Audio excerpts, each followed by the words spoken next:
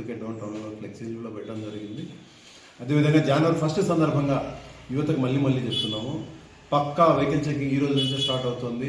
సైలెన్సర్లు తీసి వెళ్ళిపోవడము, minor bike riding అయితేనేమి, ఇట్లా జుట్లు విపరీతంగా పెట్టేసుకొని విపరీతమైన ధోరణులతో కొంతమంది తిరుగుతూ ఉంటారు.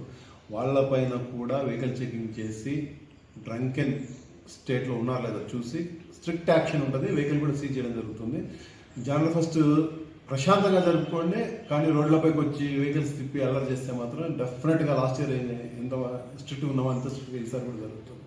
కాబట్టి యూత్కి సంబంధించిన తల్లిదండ్రులు కూడా మళ్ళీ మేము పోలీస్ పరంగా రిక్వెస్ట్ చేస్తున్నాము, దయచేసి మీ పిల్లల్ని మైనర్ డ్రైవింగ్ అలవాటు చేయొద్దు.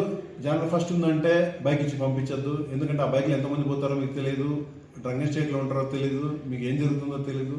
లాస్ట్కి ఒక యాక్సిడెంట్ అయితే మోటార్ దగ్గర కూర్చొని బాధపడి ఇబ్బంది పడాల్సిన పరిస్థితి తల్లిదండ్రులకి వస్తుంది. కాబట్టి దయచేసి ఈ 4 రోజులు పిల్లలకు బైక్స్ ఇవ్వద్దండి. ఇంట్లోనే పెట్టుకొని జనవరి 1 మీ పిల్లలతో హ్యాపీగా ఇంట్లో చేసుకోండి, కానీ రోడ్ల మీద పిల్లలకు బైక్లు ఇచ్చి పంపించి వాళ్ళు ఇక్కడ యాక్సిడెంట్ చేసి లేకపోతే ఇంకో రకమైన దీనికి కారణమయ్యి సొసైటీకి ఇబ్బంది కాకుండా ఉండాలంటే దయచేసి మీ పిల్లలు ఏం చేస్తున్నారో ఈ రోజు నుంచే కొంచెం జాగ్రత్త పెట్టుకోండి. గంజా విషయంలో ఖచ్చితంగా స్ట్రిక్ట్ యాక్షన్ ఉంటుంది, నో డౌట్ ఇది.